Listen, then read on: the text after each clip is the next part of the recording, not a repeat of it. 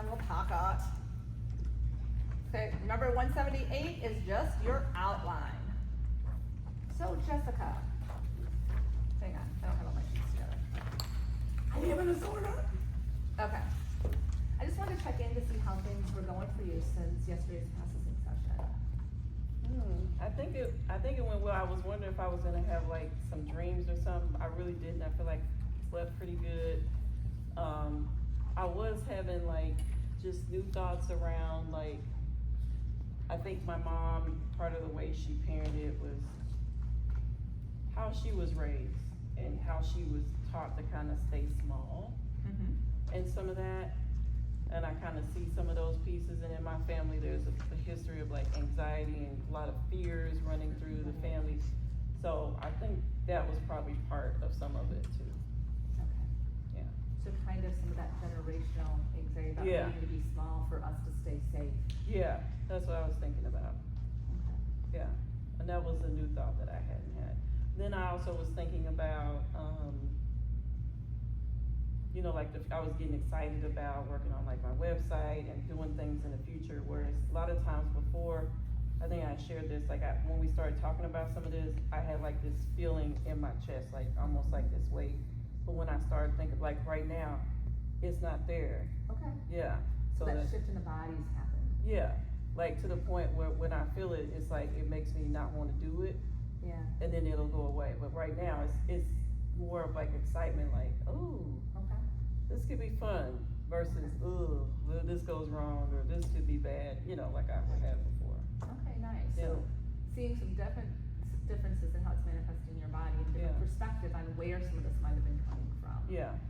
Okay. Yeah, absolutely. Nice. So do you mind if we go back? I just want to double check to see if our work is solidified from yesterday or not. Do you remember what we were using for a presenting issue? Someone getting mad at me about like doing a training in the future or something, marketing, that's all that stuff. Do you remember what the negative belief was? Something about safety and authenticity. Yeah, we had gone with I'm not blah blah blah. It's not safe to. I'm not safe authentically being me. Okay. Yeah. And then our adaptive, just because I know we worked on it a couple times, is I can manage my risks and safety while authentically being me. Yeah, and I think we shifted it later. Shorted, yeah. And then, so right now when you're thinking of that memory, how disturbing does it feel to you? 0 to 10. 0 is that calm and neutral, 10 is the worst imaginable. Yeah, it's like laughable. Like it's even hard to kind of, it's like, that was bothering me. That's kind of how it feels. Okay. Yeah, like, it's like, that's not something I need to worry about anymore. And how strong would you say that adaptive belief is for you right now, with 1 being completely false and 7 being completely true? Yeah, I think it is a 7. Yeah, I'm a tough girl. I've been through a lot of things. If you've gone through the projects and some of the stuff that I've been through, all these other things that anybody throw at me, like that, to me, that's nothing compared to what I've gone through in the past. Okay. Yeah. So I'm wondering today if it's okay to at least maybe go through the target sequence plan and see where the other targets are at, to see if there's anything that still needs to have some work done on it. Okay. Okay. I'm gonna start at the top and work ourselves down, if that's okay. Okay. Another trainer making that comment, what makes you so special? When you think about that now, when that comes up, what's your disturbance level, that 0 to 10? 0 is calm and neutral, 10 is the worst imaginable. Probably like a 0.5. It's still happening. Doesn't make me happy, but it's kind of laughable because my brain is going to, there's a lot of things that make me special. Yeah. Yeah. But what's your body telling you?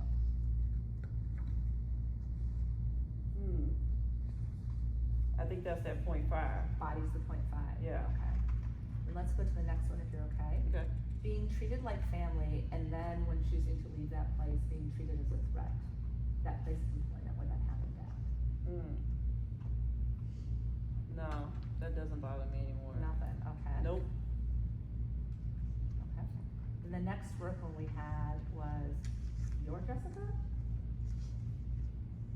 Yeah, it's just funny now that I have this. It kind of makes me laugh. That doesn't, the thing that comes to my mind is several of these things, those people saw me as threats. Yeah. And that's not what I was, but to them, I was. and that's why they had those responses to me. Yeah.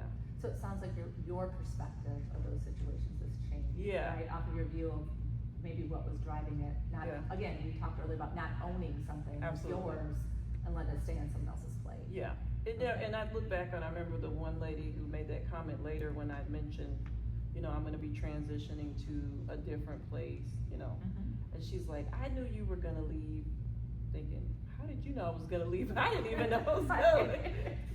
And I only see you like once every 3 months, we have team meetings, like how would you know that about me? Right, and if you're making, I mean, Yeah. leading, what does that say about what you think of your own business? Well, and it was interesting because a couple of years later, the place I went to, that's where she ended up at. That is So- interesting, yeah. Mhm. Okay, now we're gonna hit some of that more past type stuff for Mhm. you, right? Mm-hmm. The first one being around the age of 13 with grandma and the foster kids and having to change your favorite color, right? Mm. From red and make it black so that you could feel a connection with this, you know, hopefully have a connection with this girl that you liked in the house as well. No, that doesn't bother me. I feel for her. Okay. Yeah. What about when we go to when you're around 10 and your auntie telling you couldn't call her mom anymore because it was bothering her daughter? That's probably like probably about a 1. Okay. And then we had the other family member situation where you'd been treated like their little girl, Mm-hmm. and then these two other girls come into play into the scenario, right? And it's like, you can't be my little girl anymore. And it was just kind of done there, right? No real transition, even just, here's the words to a 3-year-old, see ya. I think that one again is it doesn't bother me anymore. Okay. I was thinking about that. There was a lot of things that happened to those girls that I didn't experience Mhm. because they grew up in that household, and that was something I forgot about that I Okay. didn't experience. So it wasn't all like, you know, rainbows and sunshine. Yeah. Yeah. Okay. And the last thing we had on your target sequence plan was that touchstone from point of conception, Mm-hmm. right? How mom said you were the reason getting pregnant with you was the reason Yeah. that she gave up the National Guard. Yeah, that's not true. My grandmother told me that. My mom would sometimes, she would just say things that weren't true. I don't know why she did that, but she would just kind of, but my grandmother, and I believe that, if I'm thinking about the timeline, like when I was born or different things, she wasn't in the military when she met my dad, so that's not true. Okay. Couldn't be true. And your body believes that as well. Yeah. Not just looking at the logical. No, it's not true. Okay. Yeah. So it sounds like, it looks like your body and your brain did a lot of work, right? Just by shifting that perspective from that initial target without Yeah. having to go in and do any of those. I feel like, I don't know, it's like, as we're sitting here, I didn't think about this till we started talking, there's like, I don't know, like this clarity that's coming in, I don't know, like, just the clearing. Mm-hmm. Adult perspective, Yeah, right? We got to move out of those wounded spaces and see it from with some adult perspective, because that's what I'm hearing is you're saying, oh, well, like, no, I know better. Like, Yeah. my body agrees that I know better at this point in time, that's not the case, that was their stuff, not my stuff. yeah, and I think there was part of me that always knew that, but there's also the sense of, you know, who wants to feel like that they made it where their parents couldn't accomplish things or made it harder for them. Yeah. So my question is, with those, is there anything else you'd wanted to do with any of these? No, I think I feel really good. Like I feel some of those things will just be what they are because of their family and, you know, the things are not okay, but it's not like even when if I see those people and I will probably at some point, it's not like I'm holding on to that, you know, that was then and this is now. Yeah. And so as you're sitting here with all of this, what would you say you're noticing kind of in your body as you're looking at it from this new perspective? I do. I feel just more, I feel more adult. I do feel like I have like a different perspective on things. And some of those things that I think they more heard before, it's more like, I don't know, like I said, like the foster girl, like I have sympathy for her because there was a lot going on with her and that was my grandmother. So I know why she was being that way. It doesn't make it okay. Right. But there again was some jealousy because I'm the biological grandchild. Even though my grandmother did not make any difference in it, she was very clear about all y'all my kids. But for her, she knew. Yeah. And so I think, again, there was a lot of things that happened that weren't okay, but I also think all those those things made me who I am today. Okay, and so when you Yeah. reflect on all that, is there like a title or theme that you would give to how you sit with this now? What these things have given you, right? Because you're saying, this is my story, and our stories make us who we are. So as you're Yeah. sitting here today, what kind of be the title of how you see that stuff now versus how you saw it then? Yeah, I think that the clarity piece, I have a lot more clarity on it. Okay.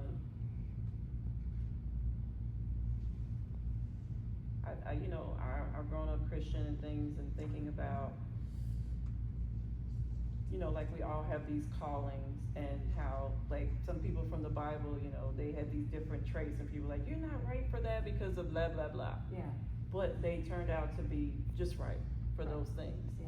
And so I think, yeah, even though sometimes I didn't see it before, this is who I'm supposed to be and where I'm supposed to be. Like, I feel like I am who I'm, so it's not like, I think before I kind of felt like cosplaying or Yeah. like faking it or something, I don't know, It's an imposter. imposter syndrome. Yeah. Yes, okay, yeah. But this is really who I am authentically, this is who I am, and so regardless if like my family or, you know, because for my aunt, the one that, you know, was like, oh, here's my little girl, even as I got bigger, she would always be talking about me and my cheeks, and I'm like, I'm married, I have 5 kids, like I'm not, like sometimes they still see me as like this little kid, and that's Right. not who I am anymore, Yeah. so, yeah, so I can't take on all that stuff, that's where they're at. Okay. Now if this, I'm gonna just pause this here because I wanna get you guys into practicum. If Jessica and I were doing a real session, we would probably resource a lot of that stuff in, right? And then we would look at, is there another neural network that she's gonna wanna be going into work, and we could begin creating that as well. Now, if things weren't this low, and that one was still a 0 and a 7, we would go in and we would choose one of these other targets that still had weight to it, and we would just set that up in a phase 3 and go in and process. If her processing yesterday had been incomplete, I'm gonna go in, do you remember what we processed yesterday? What's the worst part of that for you right now? And then I do the rest of phase 3 with it, and we just go in and process it. Make sense? Anything you wanna say before we ship them off to practicum? Yeah, I think it was just a great experience, very helpful, I look forward to the future. I have more targets even planning I wanna do with you. Yeah, it was good.